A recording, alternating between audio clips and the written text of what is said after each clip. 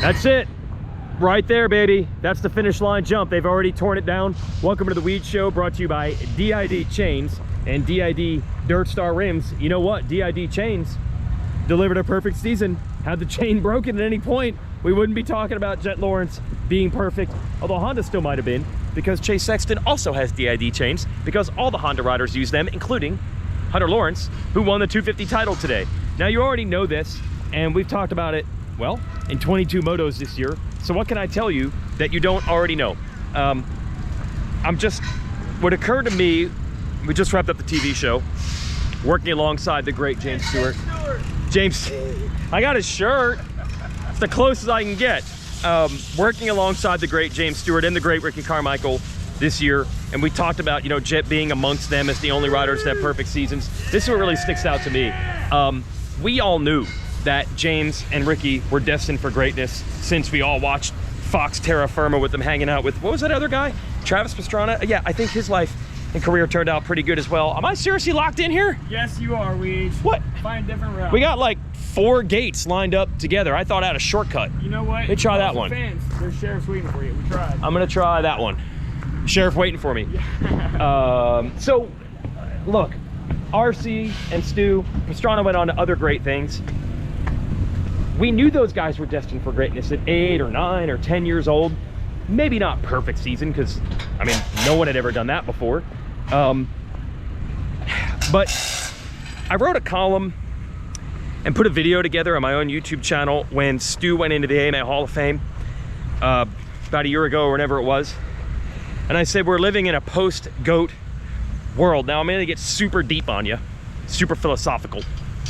You know, if you believe in Jesus Christ, there was a time where he walked the earth, right? There was like a 30-year span, the year 0, around then, where he walked the earth. Like, there was a time where this happened. There was a time where great things were done and seen, and then eras come to an end, right? There was a time where Michael Jordan was playing basketball and Babe Ruth was playing baseball and the Beatles were playing in concert. These things all happened, and just because of the unbelievable greatness of RC and Stu and Jeremy McGrath, the king of Supercross, it would have been very easy to be like, we've seen the best of the best, and we will see other greats for sure, but we've seen the greatest. You know, Muhammad Ali, there was a time when he was an active boxer at the right time. To think that someone has reached that type of level, the McGrath, Stu, Carmichael type level with perfection, is amazing and shocking. We're gonna go to our press conference and we'll be right back.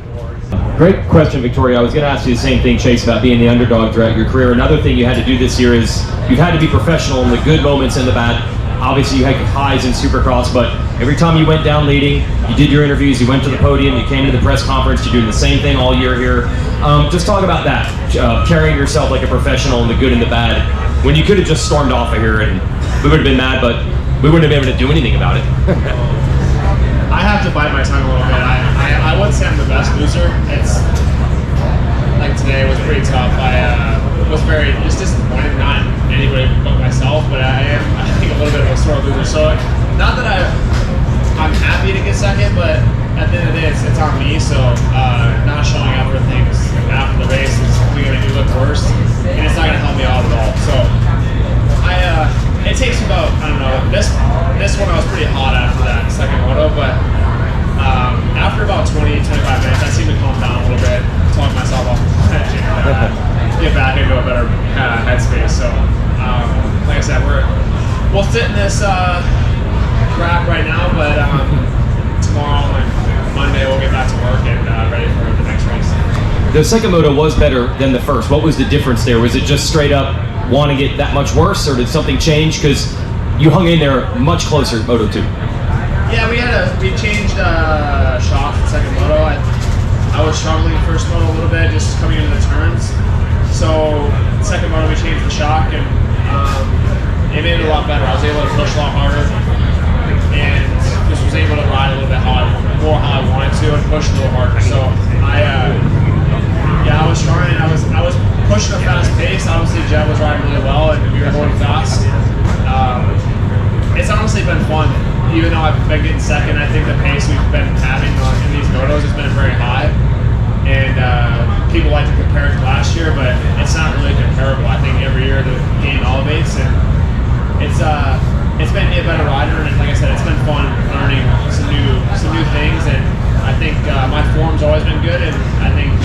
this year it's gotten better. So it's yeah, like I said, I can't hang my hat on too much. It's got to get better, and look forward, like I said, to these next 2 races and next year.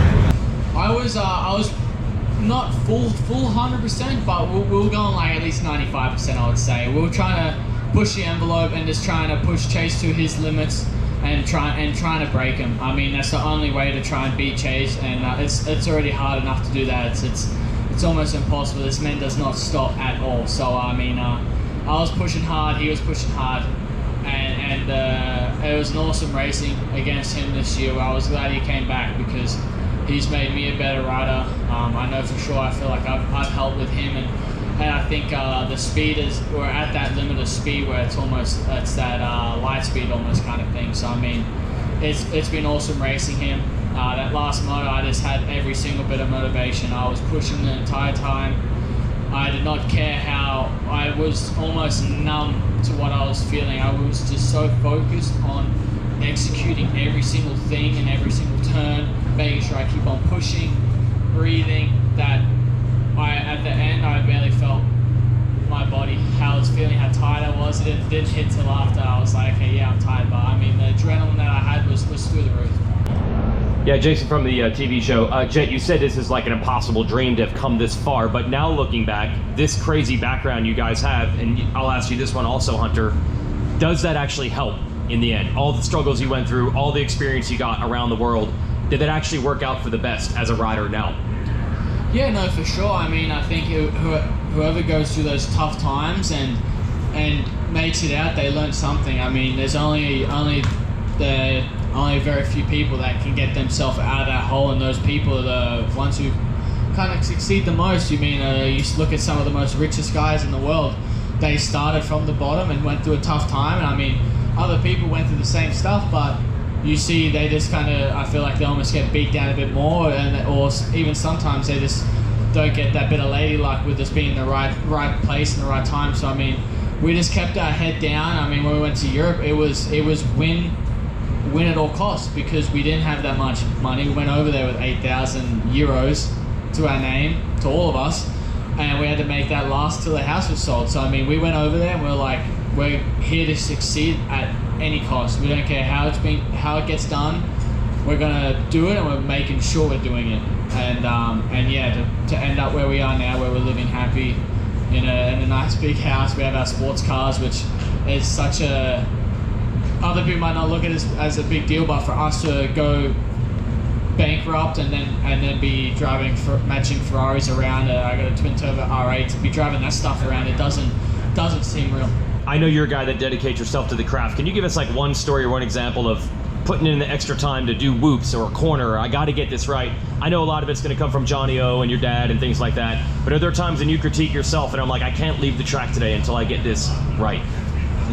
Yeah, it was Wednesday this week. Oh wow. Yeah, still. I mean, yeah, we're always working to be better. Any driven person in life, you know, you aim to be 1% better every day, whether it's, I don't know, dieting or whatever it may be. You know, like every day we try to be better, whether it's in our sport, in life itself, just anything. You know, you've never met someone that says, yeah, I don't learn. You know, I'm still not learning. You know, everyone that you meet that's older and experienced, they say, yeah, I'm still learning to this day, and as are we. Cool. Excellent. Thanks, guys. Welcome back to the Weege Show. There's Phil Nicoletti, and we're just reviewing some footage of when Phil had to wear the Wiener Schnitzel mascot costume. Play it. Oh my God! Look at his form. Oh, what it is for? Wait for it. He's hard as can be. He can almost pass the Bobcat. Nachi's gonna die. But Nachi's gonna have a heart attack right here in this tent. I should have worked in a Wiener Schnitzel franchise. What a representative for the sponsors, Phil. No wonder Barcia laughs every time he sees you. He's got this stuck in his eye. Oh, look at Rico. Oh, is that Rico? Yeah, it's Rico. Oh, it's a great day. Yeah, so surprisingly, Barcia and Pike, they didn't do that. They were not willing to do that. They were out. Phil is your leader lights, your helmet cam, your fram cam, your Wiener Schnitzel costume. He's our test dummy. Just enjoy it, guys. All right, I'm gonna wrap this video up. I'll leave you guys with that. That is our Weege Show. I hope you enjoyed the press conference footage. Some things change, some things do not. Phil being the sacrificial lamb and everybody's favorite guy to make fun of, including the Lawrence brothers, who for some reason hang out with the guy. I don't know why. I know in the comments section right now, someone is saying, did you really equate the time on earth where Jesus Christ walked the earth to the time on earth that Jeremy McGrath and James Stewart and Ricky Carmichael roamed the earth as racers? Look, we're motocross people. We think and talk about these things all the time.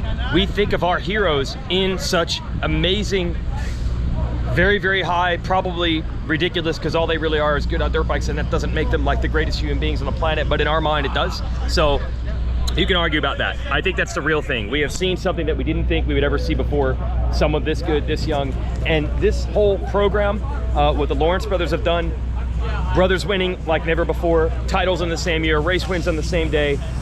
They could end up being 1-2 in the sport as this thing goes on. There will be a lot of riders with a lot to say about that. Huge credit to Chase Sexton for being a competitor the entire time, and this is what Chase Sexton does. You know, he was not considered the best guy as he grew up. He was not considered the best guy against Austin Forkner. He was not considered the best guy against Eli Tomac. I don't think people thought 5 years ago that it's going to be, you know, Sexton challenging Tomac to be the next generation guy. This is what he does. He's always that guy who's not supposed to do it and is knocking on the door. So huge shout out to him. This was a lot more tense, this final moto, than it was when I was around for the previous perfect seasons, where it was almost a foregone conclusion. But unbelievable, they have reinvented the game here, and I can't say enough accolades about what I think this has paved the way for in the future. The varied background, did you hear in the press conference what I asked about the varied background that other riders don't have? Jacob Hayes, good job. Hey, I'm just glad to see racers. Yeah, you're vlogging with the vlog. Yeah. We always like to see racers, when the professional days are done, finding solid life choices and employment. You know, you're helping work with the agency, and you know, you're not in a ditch somewhere. Like, I'm happy for you. I just saw how much money you made, so I was like, surely I can do something where I can make a little bit of money. You know what I mean? When you see how much baller status I am. I know. Yes, exactly. Hey, listen, you've done some high priority stuff. It all goes in the bank, don't worry, it doesn't get spent. I'm not buying twin turbo R8s or whatever like this dude is. No, me neither. Yes. Me neither. But I like to save. So do you. Yes. Oh yeah, you're making the money. Yeah. You just don't spend it, that's all it is. There's a bit of a reinvention in the game over here that we're gonna have to discuss at a later date, where going through Australia and Europe and all that, and having the way not paved, but having the most rocky, pothole-filled road you could possibly get here, combined with talent, let's not forget that. And the great work by the mom and dad to keep them humble. When I first met, I knew this was going to happen when I first met their dad, actually. Oh, there you go. Phil finally got rewarded. Hello, life, baby. Finally got rewarded. When I first met Darren Lawrence at the AusX Open in 2019, I got to do some interviews with him there, and that's when I knew this is going to work, because we've seen many talented riders come through before, and some of them reach the heights, some of them do not.